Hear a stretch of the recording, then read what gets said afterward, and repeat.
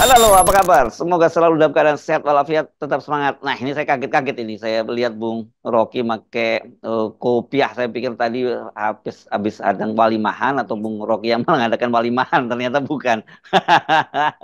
Ini Ya, keren juga nih kopiah Anda ini, Bung Rocky. ini ada kupiah saya pakai karena ini Hari Pendidikan Nasional. Mhm. Dan kupiah ini diberikan oleh seorang guru agama di Kalimantan. Mhm. Yang pada waktu itu dia bercerita pada saya, dia ingin jadi doktor, ahli teknik, ahli Mhm. arsitektur. Tapi dia merasa bahwa dia kurang mampu untuk mewujudkan cita-cita itu. Maka dia memilih Mhm. menjadi guru agama itu. Dan sekarang Oh. dia melakukan hal yang pedagogis itu melalui keahlian dia di bidang agama. Jadi dia hanya belajar, kadang-kadang dia belajar mandiri itu. Jadi ini kupiah yang dia berikan dan khusus di Hari Pendidikan Nasional kita ingat juga bahwa banyak guru yang sebenarnya punya cita-cita bagus, tetapi dia tahu diri mungkin karena kesempatan yang terbatas, tapi tetap berupaya untuk inovatif tuh. Ada yang kemudian ya menerima nasib sebagai guru honorer dan Mhm. ditelantarkan oleh negara itu. Mhm. Kira-kira beberapa hari lalu juga saya bertemu dengan seorang guru yang merasa bahwa gajinya masih 300.000 dan itu pun harus dia tunggu beberapa bulan baru dibayar. Jadi nasib guru-guru kita itu yang disebut pahlawan tanpa tanda jasa itu ditelantarkan. Padahal di tangan mereka lah selalu kita kita tahu apa yang ditinggalkan oleh Ki Hajar Dewantoro sebagai filosofi dari Mhm. seorang guru gitu bahwa Ingat ingarso sung Tulodo. tulodo Mhm. ing madya mangun karsa Mangun Karso ya, Tut Wuri Handayani. Muri Handayati itu ya. Yang Mhm. dulu saya plesetkan ingarso sung korupsi ing madya mangun dinasti tuturi Mhm. cawe-cawe itu. Hmm. Tapi kebalik sekarang kan, sekarang Engarso bangun bangun dinasti kan yang sekarang. Ingarso bangun dinasti artinya Jadi ya dan yang dan ini semua Madio itu Madio korupsi sekarang. Jadi dia yang di atas, ya, yang di atas yang paling depan dia dinasti, yang di tengah korupsi kan begitu, yang kemudian yang di belakang ini masih rakyat yang cawe-cawe kececeran. itu. Jadi kita membayangkan bagaimana Ki Hajar Dewantoro berupaya untuk merumuskan filosofi pendidikan kita. Dan itu yang tidak terlihat pada kurikulum-kurikulum yang ada sekarang di Kementerian Pendidikan. Kalau kita bandingkan misalnya pendidikan Prancis itu filosofinya adalah mengikuti revolusi Prancis itu solidaritas manusia, egalite, fraternite, liberté. Jadi semua anak Prancis itu dimulai dengan ketentuan kurikulum bahwa mereka harus mulai dari sejak dini itu mengerti apa yang namanya solidaritas Ah, manusia. ya, ya, ya, Nah ya, di ya. kita ada keadilan sosial bagi seluruh rakyat Indonesia, tapi justru nggak membekas dalam kurikulum. Lain di Amerika prinsip adalah anything goes, Hmm. kebebasan untuk Hmm. mencapai apa aja tuh karena dianggap bahwa Amerika itu bangsa yang datang dari para imigran sehingga Ya, ya. persaingan itu ya layak tuh. Jadi American Dream kira-kira ya begitu. disebutnya mereka ya.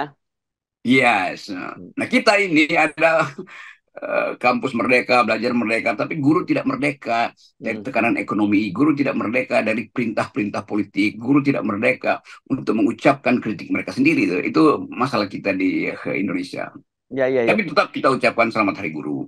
Ya, saya kira menarik nih untuk kita teruskan ya, karena peran seperti yang anda sebut tadi itu seorang guru, ya, guru agama ya, yang di Samarinda itu yang anda sebut tadi ya, di Kalimantan Timur itu ya. Saya kira Ya, kan ini kan yang disebut dia membangun karakter bangsa ya, mendidik umat begitu melalui karakter bangsa. Dan saya kira mungkin kalau kita renungkan dalam situasi sekarang ini, yang paling terasa kita memang bangsa ini nggak jelas itu karakter bangsa ini seperti apa. Karena kalau tanda-tanda dari kerusakan, korupsi yang di depan tadi bangun dinasti di tengah korupsi dan di belakang juga berantakan seperti sekarang ini menunjukkan ada yang salah memang pada bangsa kita. Saya jadi teringat sebuah kisah ketika Jepang baru saja dibom nuklir dibom atom oleh Amerika Serikat. Kan pada waktu itu ada satu kisah yang sangat populer.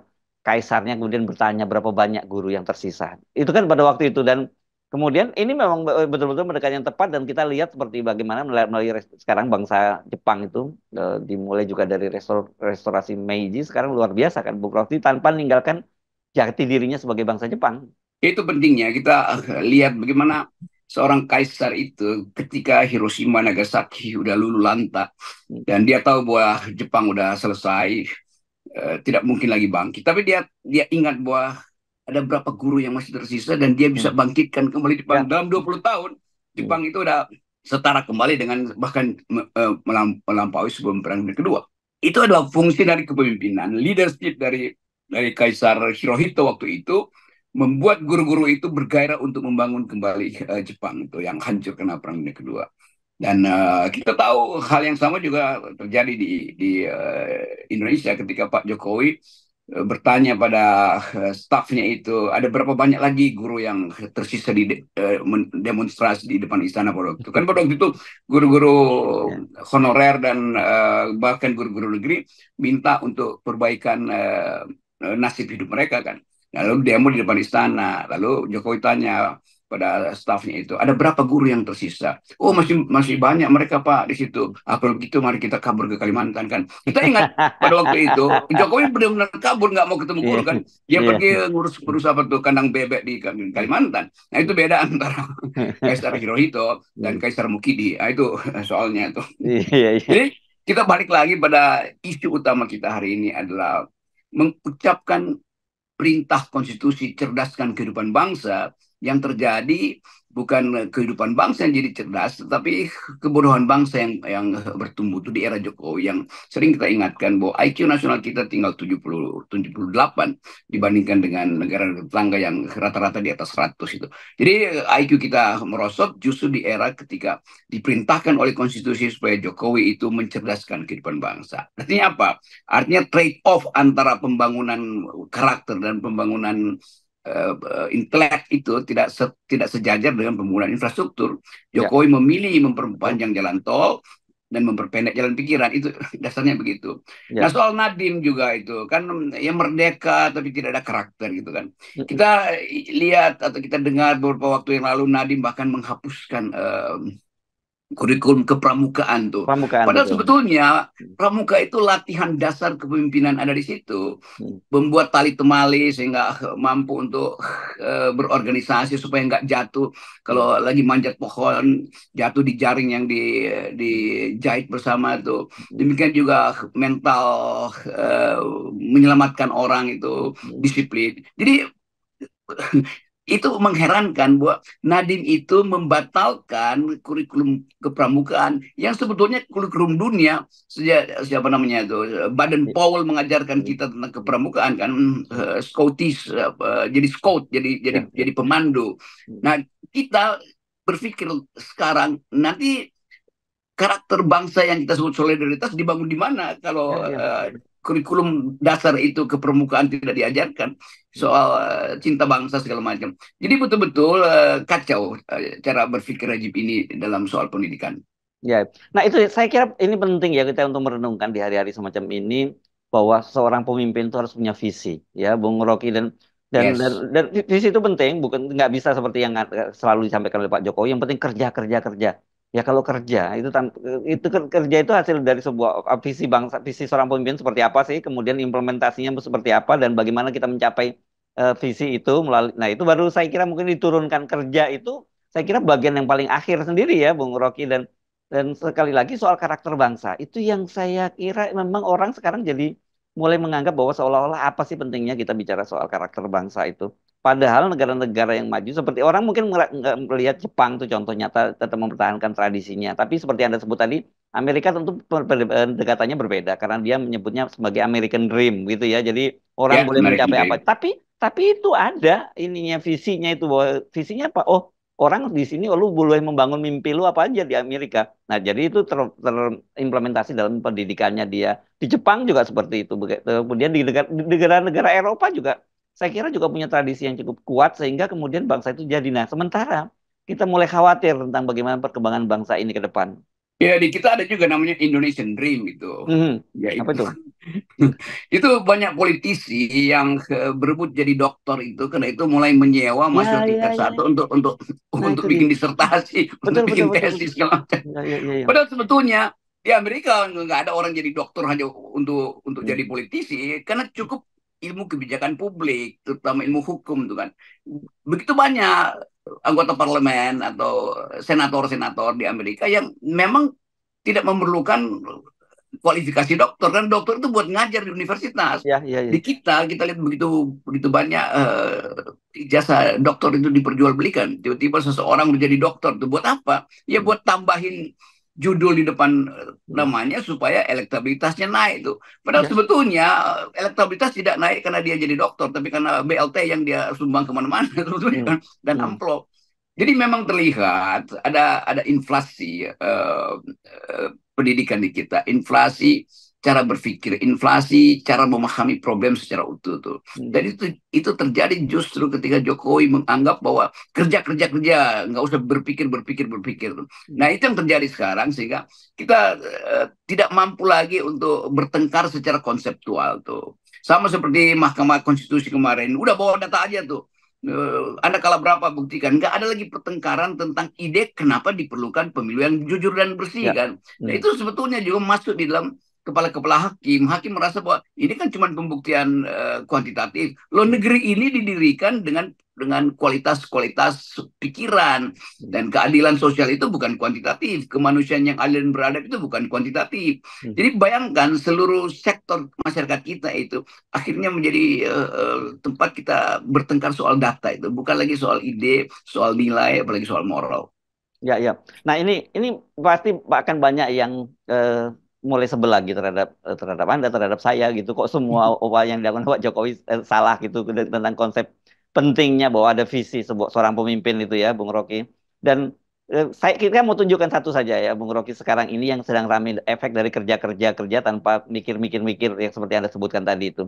Ini sekarang lagi ramai banget kan bagaimana banyak sekali bandara-bandara internasional yang kemudian di Indonesia yang statusnya diturunkan gitu bahkan tinggal berapa bandara saja dan ini kan menunjukkan betapa cuman kerja bikin pokoknya ada bandara internasional tapi tanpa dimikir tanpa mulai riset tanpa persiapan yang lain-lain sehingga begitu tadinya diklaim bahwa kita punya bandara internasional sekian dalam waktu sebentar aja udah berubah lagi udah diturunkan lagi statusnya gitu. Itu kebiasaan Jokowi yang ingin pamer selalu tuh. Ini ada monumental tuh. Kita punya Ya. separuh dari Indonesia punya bandara internasional tuh. Tapi Hmm. buat apa bandara itu dinamakan internasional? Kalau yang dituju itu tidak ada objek sama sekali untuk bisnis internasional, untuk Ya, pariwisata internasional. Jadi pintu gerbangnya dibikin internasional. Sementara betul. melewati pintu gerbang setelah bandara kita lewati itu kacau balau di daerah-daerah itu kan. Nah Ya. itu yang menyebabkan kita tahu bahwa ya tadi betul bahwa membangun tanpa konsep itu sama dengan meruntuhkan harapan sebetulnya kan. Nah, sekarang kompetisi di antara bandara berhenti itu karena keinginan untuk mempromosikan sebuah bandara sebagai bandara internasional mungkin sekali di beberapa daerah udah disiapin tiba-tiba dibatalin oleh Jokowi kan. Mhm. Jadi ngapain itu diajukan konsep bandara internasional yang harusnya didukung oleh pariwisata dan transaksi ekonomi yang hub to hub itu akhirnya Ya. batal tuh. Jadi ini menunjukkan bahwa kerja-kerja itu artinya kata Buya Hamka itu kerbau juga bisa tuh kerja-kerja kerja. Hmm. Oke. Nah, itu baru bandara internasional. Ini jalan tol. Itu kan juga salah satu andalan dari Pak Jokowi yang infrastruktur ya, Bung Rocky dan yang selalu Anda sebut yang harusnya yang dibangun itu bukan jalan tolnya, tapi jalan yang menuju jalan tolnya itu kan gitu ya yang harus harus dibangun ya. Nah, mulai kita baca juga mulai ada jalan tol yang dilelang gitu dan jatuhnya mulai ke Cina lagi misalnya seperti itu. Jadi saya kira ini dalam kita akan menghadapi situasi yang kalau ke pemerintahnya Prabowo ini tetap mengklaim bahwa dia melanjutkan semua pemerintahnya Pak Jokowi dengan semua paradigmanya, saya kira kita tinggal menunggu waktu saja itu kehancuran bangsa ini. Seperti yang dikatakan oleh Pak Prabowo dulu bahwa bangsa Indonesia itu 200 tahun 2030 akan hancur.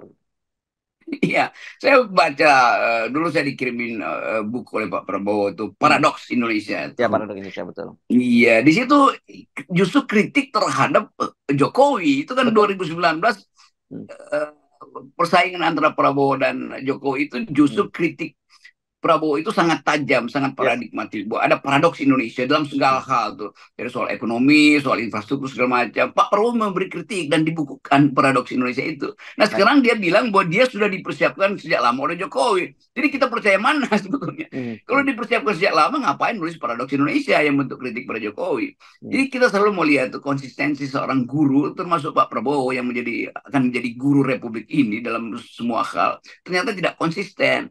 Kan itu intinya di situ. Jadi orang melihat bahwa apa gunanya ada visi kalau visi itu tidak diturunkan dalam kebijakan yang konsisten dengan jalan pikiran dia. Itu dasarnya begitu kan dasar berpikirnya. Nah kita balik lagi pada soal guru sekarang itu. Sehingga terlihat kenapa misalnya guru-guru kita itu kurang bergairah sebetulnya untuk menghasilkan peradaban berpikir. Karena beban pada mereka adalah target mengisi formulir. Setiap kali saya ke Ya. daerah tuh guru-guru dari SMP sampai dosen bilang, bagaimana kita mau nulis Pak Rocky, bagaimana kita mau bicara abstrak, bagaimana kita baca teori terakhir. Kalau setiap hari di depan kita itu ada formulir bertumpuk untuk diisi itu. Apa Hmm. yang udah diterangkan supaya dapat kum segala macam. Habis waktu mereka untuk hal-hal administrasi. Jadi sekali lagi ini desain yang dibuat oleh Jokowi itu justru memberantakkan visi yang dibuat oleh uh, uh, Para founding parent kita ya. Iya, siapa kemarin Bapak Pendidikan Indonesia itu? Ya Eh, Ki Hajar Ki Dewantara. Hajar Dewantoro itu. Hmm. Ki Hajar Dewantoro punya ide yang bagus, tapi dibatalkan oleh Ki Mukidi Dirgantoro. Oke, tapi saya kira mungkin belum terlambat ya untuk Pak Prabowo karena kan juga Pak Prabowo belum dilantik. Mendati beliau menyatakan bahwa dia akan menjadi penerusnya Pak Jokowi, fondasinya sudah dibangun. Saya kira kita penting mengingatkan kali mungkin waktu terlupa buku yang pernah dibuat oleh Pak Prabowo kemarin itu ya yang dibagi-bagikan. Saya juga dapat, saya masih punya bukunya itu juga gitu. Mungkin ada waktunya Pak Prabowo untuk duduk kembali untuk baca buku kembali itu karena itu buku itu bagus dan sebagai seorang pemimpin yang penting punya visi tentang bangsa ini dan saya kira kalau kemudian ini tradisi soal berpikir serius itu yang saya kira mungkin sekarang sangat hilang di eranya Pak Jokowi karena memang Pak Jokowi bukan berangkat dari apa dari orang yang punya tradisi berpikir semacam itu buat dia karena mungkin karena apa ya latar belakangnya dia pengusaha dan itu pun pengusaha kelas kelas UMKM juga ya di Jawa. Jadi ya memang sangat pendekatannya sangat pragmatis kan dan pengusaha ya biasa memang begitu cara berpikirnya. Tapi kan kita ingin mendorong Pak Jokowi ketika jadi presiden dia jadi tumbuh jadi pengusaha skala nasional maupun internasional gitu yang cara berpikirnya tidak lokal lagi gitu. Iya waktu itu kita anggap ya udah Jokowi nggak mampu berpikir abstrak ya udahlah Ya. kerja kerja kerja. Tapi kerja juga yang dituntun oleh target tertentu bukan target yang dialih-alihkan terus dan targetnya kan diubah-ubah oleh Jokowi kan. Jadi itu juga menunjukkan bahwa bahkan untuk hal yang sifatnya teknis Jokowi nggak mampu. Karena Hmm. itu kemudian ya apa yang dihasilkan akhirnya dijual lagi pada asing kan itu yang terjadi. Jadi dalam konteks Hari Guru ini kita ingatkan pada Pak Prabowo untuk membagi-bagi kembali buku dia itu, yaitu Paradoks Indonesia, menjadi standar buku yang bisa dibaca dari tingkat SMP, saya kira orang bisa baca buku itu sampai universitas. Supaya orang nilai bahwa Prabowo pernah membuat buku sebagai guru yang mengkritik kebijakan Jokowi, dan sekarang dia justru mengikuti Ya. kebijakan Jokowi, kan? Kan itu Hmm. jadi namanya bukan lagi paradoks Indonesia tapi paradoks Presiden Prabowo. Akhirnya begitu Hmm. nama nama bukunya kemudian tuh. Nah, Hmm. kita ingin ada konsistensi. Pak Prabowo mengerti bahwa dia pernah dieluk-elukkan melalui buku paradoks Indonesia, tapi kemudian dia justru jatuh dalam paradoks dia sendiri itu. Ya, Ini ya, kritik kita pada cara Pak Prabowo mengucapkan janji-janji keguruan dia itu. ya. Dan tepat pada Hari Guru ini kita ucapkan selamat berjuang para guru dan Hmm. kita tahu bahwa yang mereka akan hasilkan mungkin akan tertunda sampai 2029 atau bahkan 10 tahun ke depan setelah Hmm. Indonesia betul-betul paham bahwa demokrasi itu yang akan melahirkan kesetaraan berpikir. Ya, tetapi kita pasti selalu ingatkan lagi bahwa dimulai itu memang dari pendidikan dan yang paling diutamakan adalah pendidikan karakter dari bangsa, gitu ya, Bung Rocky itu penting banget. Gitu. Betul, dan disebut bangsa karena memang ada karakter. Kalau Hmm. karakter itu karakter niru-niru Cina, makan siang gratis di Cina, itu kan juga niru dari Cina tuh. Itu bukan karakter bangsa. Lain kalau karakter bangsa itu adalah membagi-bagi makanan untuk para gerilyawan yang sedang bergerilya mengikuti jejak Jenderal Sudirman waktu itu lain itu dalam rangka perjuangan. Kalau ini kan dalam rangka membujuk dan menaikkan elektabilitas kan yang disebut Ya, makan siang gratis. ya.